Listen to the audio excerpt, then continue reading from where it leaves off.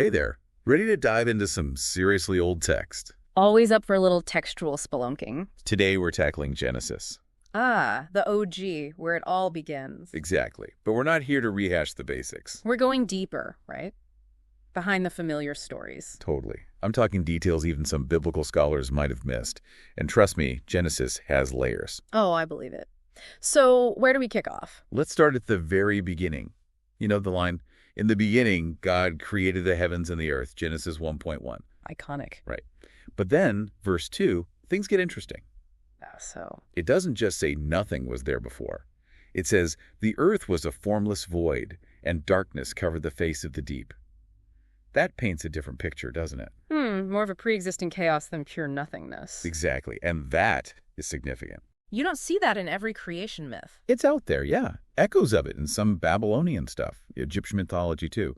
But Genesis, putting it front and center, makes you think. It's not just about making something from nothing. It's God bringing order to a pre-existing mess. Like a cosmic architect, not just a creator. And then it gets even cooler. We get this step-by-step creation process. Laying down the cosmic blueprint. Light first, then this dome separating waters, then dry land emerges.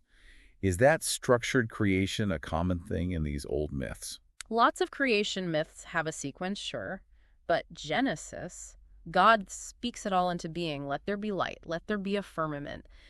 It's intentional. Each element is deliberately willed.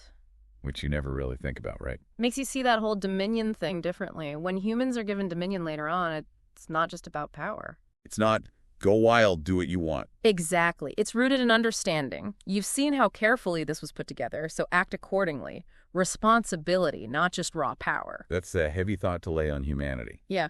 Speaking of humanity, though, this is where things get really interesting. Yeah. And where a lot of folks get tripped up. Because it seems like there are two creation stories back to back. Oh, you're talking about Adam and Eve. Yeah. In Genesis 1, humans are created last. Male and female, together. Boom, done. Right. The grand overview. But then Genesis 2 rolls around. Adam's formed from dust. Then animals are made. And Eve comes from Adam's rib way later. So which is it? A question that's kept scholars scratching their heads for centuries, that's for sure. It feels like a pretty big discrepancy.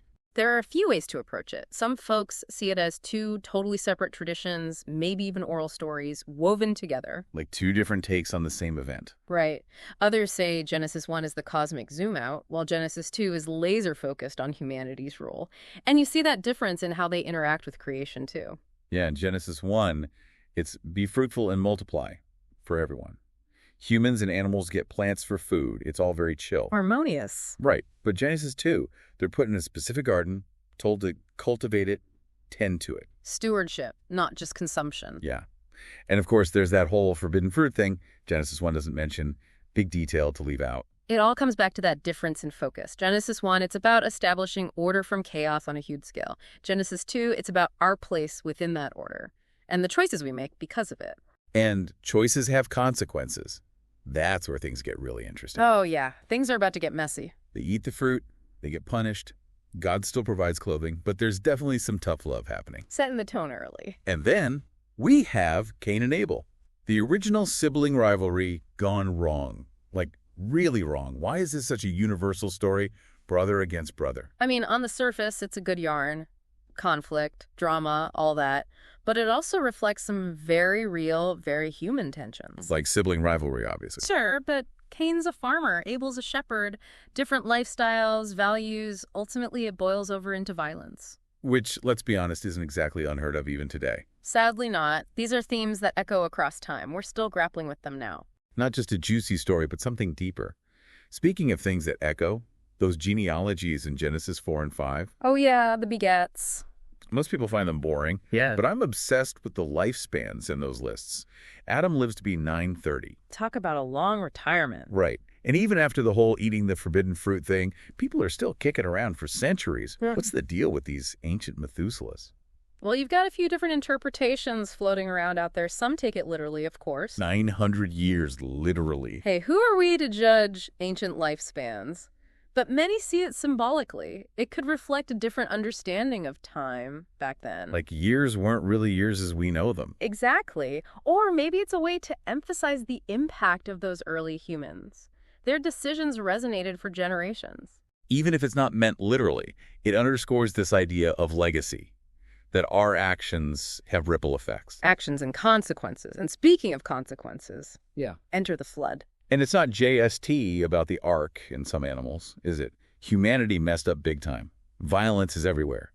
And this time, God regrets making humans. A poignant detail that, not regretting creation itself. Exactly. Is that unique to the Bible? Yeah. This idea of divine regret, this very human-centric problem for God. It's not completely unheard of. You do find hints of it in other ancient Near Eastern texts. So it's not like God was having buyer's remorse over the whole universe? Right. But in Genesis, the emotion is palpable. The flood isn't just about punishment. It's almost, I don't know, like a cosmic level sigh of disappointment. Raises some big questions about free will, versus this divine plan. That's heavy stuff.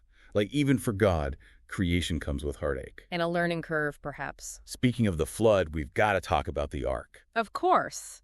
The ultimate lifeboat. Two things always get me. One, Noah taking 2 of every animal, not just like the cute ones, implies a desire to preserve, not just wipe the slate clean. Right. It's about maintaining this incredible diversity. And then the flood's duration, 150 days, over 5 months at sea. Imagine the planning, the logistics. That's more than just a rainy weekend. Right. It emphasizes the sheer scale of this event. The world was fundamentally reshaped by that flood. Wiped clean, a blank slate. But then, of course, comes the rainbow. Ah, the symbol of hope. Right. This beautiful thing. But it's also a reminder of unimaginable destruction. Is that never again promise tied to something so beautiful and terrifying at the same time? You see that in other flood myths. Rainbows pop up here and there, but not quite like this. The Genesis flood. It's a powerful image. It's hope and beauty born from this dark, chaotic period. You don't really get that anywhere else. It's like God saying, I'm serious about this fresh start, but don't forget what it took to get here. Exactly. But then the other part of that covenant, the rules, not exactly as uplifting. Humans can now eat meat, but no blood. And murder, punishable by death because we're made in God's image. That's some heavy stuff right after a do-over. It marks a shift, doesn't it? Humanity's relationship with God, with the world, it's changed. No longer the Garden of Eden. Right. More freedom, but the stakes are higher. Actions have consequences. And speaking of actions and consequences, the Tower of Babel. Ah, yes. Reaching for the heavens with disastrous results. This attempt to build a tower to God, and he throws down this curveball, confuses their languages so they can't understand each other, and everyone scatters. Classic cautionary tale. Right. But is it just about pride? Or is there something more to it? I mean, on the surface, yeah, it's about the dangers of ambition unchecked.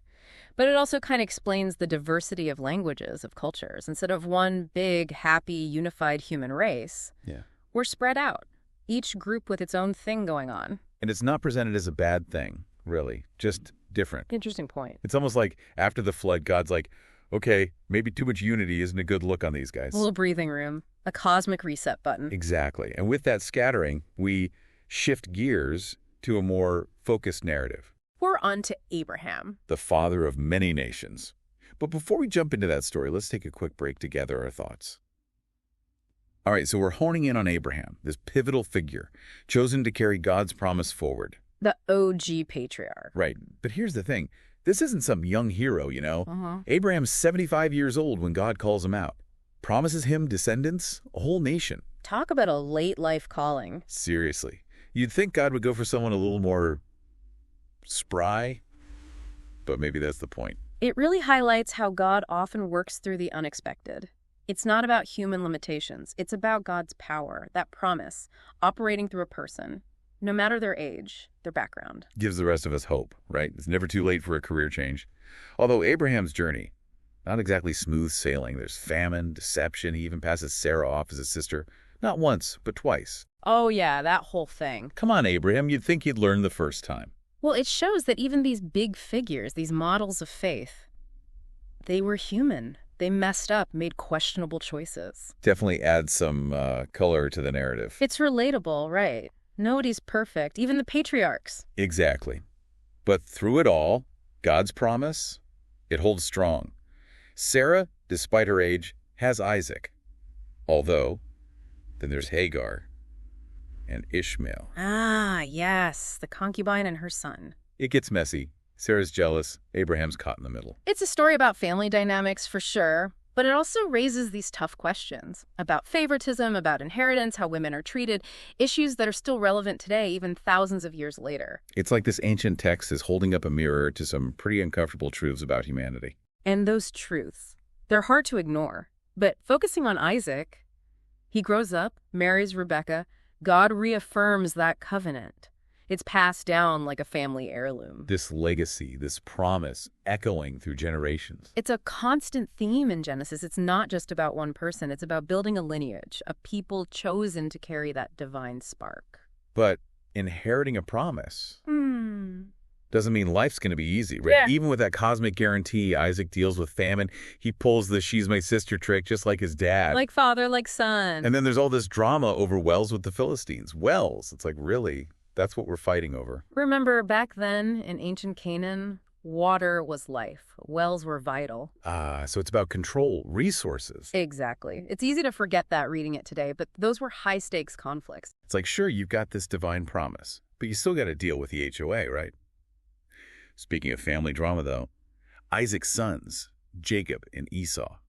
Talk about sibling rivalry. Jacob tricks Esau out of his birthright, steals the blessing with Rebekah's help. That's cold.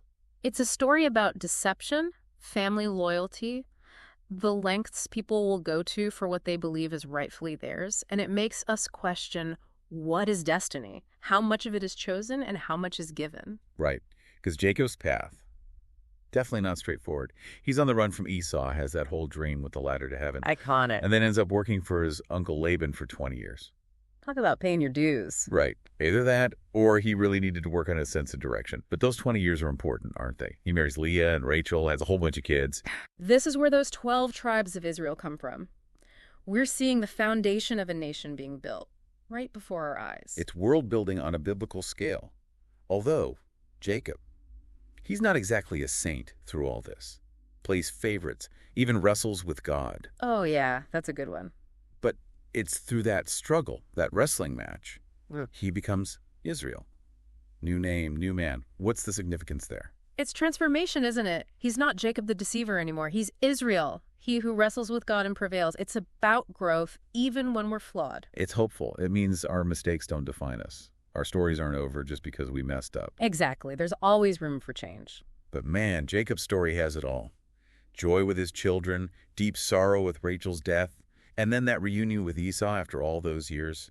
I bet that was an awkward family dinner. Can you imagine? But they reconcile. Which, again, hope. It means even after betrayal, there's a chance for forgiveness. A powerful message. Maybe one we need to hear more often, even today. Absolutely. But we're nearing the end of Genesis. Jacob's on his deathbed, blesses his sons. Those are more than just blessings, though. Right. They're prophecies, glimpses into the future of each tribe, like those fortune cookie messages, but with way higher stakes. Setting the stage for everything that comes next. And as we turn the page to Exodus, we're about to enter a whole new era. But before we get ahead of ourselves, it's crazy how much ground Genesis covers, right? Creation, family drama, wrestling matches with God. It's a whole universe in one book. And to think we're just getting started, it really makes you appreciate those smaller moments, you know? The ones that get overshadowed by the big, epic narratives. They're easy to miss, yeah. But they add so much depth. Like when Abraham buys that burial cave for Sarah. It's just a few lines, but it establishes this connection to the land. A physical manifestation of that covenant. It's not just real estate, it's belonging. This is where their story unfolds. Yeah. Or even like the story of Judah and Tamar. Oh, that's a wild one. Right. Disguises, surprise pregnancies. It's a little soap opera-ish. To say the least. But then you realize it's part of Jesus's lineage. It's like even the messy, complicated stuff. It's all woven into the bigger picture. It challenges our assumptions, for sure. God's plan, not always a straight line. Makes you think. And speaking of stories full of twists and turns, we can't forget Joseph. Oh, Joseph. Now there's a roller coaster. Betrayal, slavery, prison, you name it, he went through it. But then this incredible rise to power. It's a classic story of redemption, right? But it also makes you think about those themes. Jealousy, forgiveness, and ultimately that idea of God's providence, that even when things are awful, there's a plan. Sometimes you just got to trust the timing, right? Yeah. Even when it feels like the world's gone bad. Even then. And that moment when Joseph reveals himself to his brothers. Ooh, man, so powerful. Talk about forgiveness after all they put him through. And he gets them. Yeah. Makes them sweat it out a little. It's not just this immediate, easy thing. It's a process, working through that pain, that betrayal. And ultimately choosing to let go of the anger, which is never simple, but powerful. Incredibly powerful. And then Genesis ends on this note of, well, reconciliation. Joseph forgives his brothers, Jacob blesses his sons, and everyone heads to Egypt. New chapter, new possibilities. And what a chapter it's going to be. But we'll save that for another time. Right. But before we wrap up, I'm just struck by how much Genesis packs in. It's foundational, isn't it? Totally. Creation, family sagas, wrestling with God. Yeah. It's a whole universe of stories in one book. And it lays the groundwork for so much of Western thought. Literature, religion, culture, those big questions we still grapple with today about creation, sin, redemption. Genesis is engaging with all of them. It's a testament to the power of story, how these ancient narratives still resonate with us. Absolutely. And it reminds us that even texts we think we know can still surprise us. They evolve with each reading, don't they? You notice new things, new layers. Exactly. So to everyone listening, go back and read Genesis. With fresh eyes, an open mind, you might be surprised what you discover. And who knows, you might find yourself wrestling with those same questions, those doubts and hopes that have echoed through the ages. Connecting us to something ancient, something profound, something, well, essentially human. Thanks for joining us for this deep dive into Genesis. Until next time, keep exploring, keep questioning. And keep seeking those hidden depths.